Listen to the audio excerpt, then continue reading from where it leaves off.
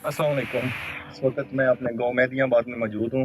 ये मेरे पीछे आप हरियाली देख रहे हैं। अगस्त का पहला हफ्ता 1 अगस्त से 7 अगस्त तक वर्ल्ड ब्रेस्ट फीडिंग वीक मनाया जाता है। इसको मनाने का मकसद था कि दुनिया में बच्चों की जो सेहत के अदाद शुमार थे वो इंतहाई ख़राब हो रहे थे। अगर बात सिर्फ पाकिस्तान की जाए तो पाकिस्तान में मौजूदा दादोशुमार के मुताबिक 44% बच्चे स्टंटेड ग्रोथ का शिकार हैं, मतलब वो अपने डेवलपमेंटल माइलस्टोन को अचीव नहीं कर पा रहे।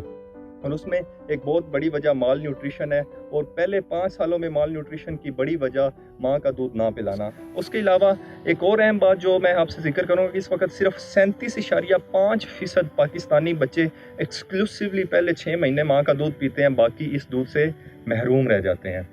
अब इस सारे दौरानिए के दौरान मैं आपको ये भी बताऊंगा कि ये कितना फ़ायदा मंद है बच्चों के लिए भी और माँ के लिए भी। पहले इस सतह पर बात करते हैं कि ये माँ के लिए कितना फ़ायदा मंद है। हमें समझने की ज़रूरत है कि जो माएँ अपने बच्चों को दूध पिलाती हैं वो ब्रेस्ट और ओवेरियन कैंसर से महफूज रहती हैं, और ये 2 कैंसर औरतों में मौत की सबसे बड़ी वजह हैं। इसके अलावा इन औरतों में ऑस्टियोपोरोसिस यानी कि हड्डियाँ कमज़ोर नहीं होती, इन औरतों पे मोटापे का कम चांसेस होता है, और इन औरतों में दिल मतलब कार्डियोवैस्कुलर डिजीज़ बहुत कम होती हैं। अब बच्चे की तरफ बात करते हैं।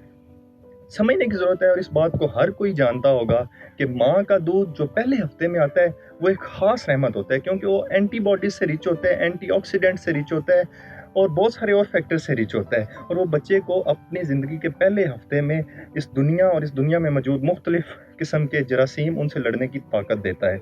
लेकिन इसके साथ साथ उसके बाद भी जो पिलाया जाता है दूध, वो उस बच्चे में बेहतरीन नमूशनुमा के लिए फ़ायदेमंद साबित होता है, और इसके साथ साथ उसी बच्चे में वो दूध कार्डियोवैस्कुलर डिजीज़ के रिस्क को बहुत ज़्यादा कम कर देता है, एस्थमा के रिस्क को बहुत ज़्यादा कम कर देता है, टाइप 2 डायबिटीज़ मेलाइटिस के रिस्क को बहुत ज़्यादा कम कर देता है, और सबसे लीडिंग काज जो कि बच्चों में डेथ की है पहली 5 साल की ज़िंदगी में, इन्फेक्शंस मतलब कि नमूनिया, वो इनके रिस्क को इंतहाई कम कर देता है।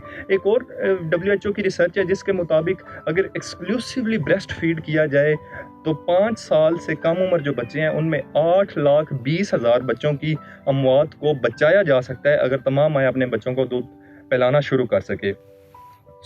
इसलिए टीम हेल्थ टॉक की तरफ से डॉक्टर अहमद फराज ने भी ये समझा कि बेशक वो आज अपने गाँव की इन खूबसूरत और हसीन वादियों में मौजूद है, लेकिन वो अपना पैगाम ज़रूर पहुंचाएगा, और वो पैगाम यही है कि अपने बच्चों को माँ का दूध पिलाएं, उनको उन हक से महरूम ना रहने दें, और एक सेहतमंद माशरा बनाने में हमारी मदद करें। अल्लाह हाफ़िज़।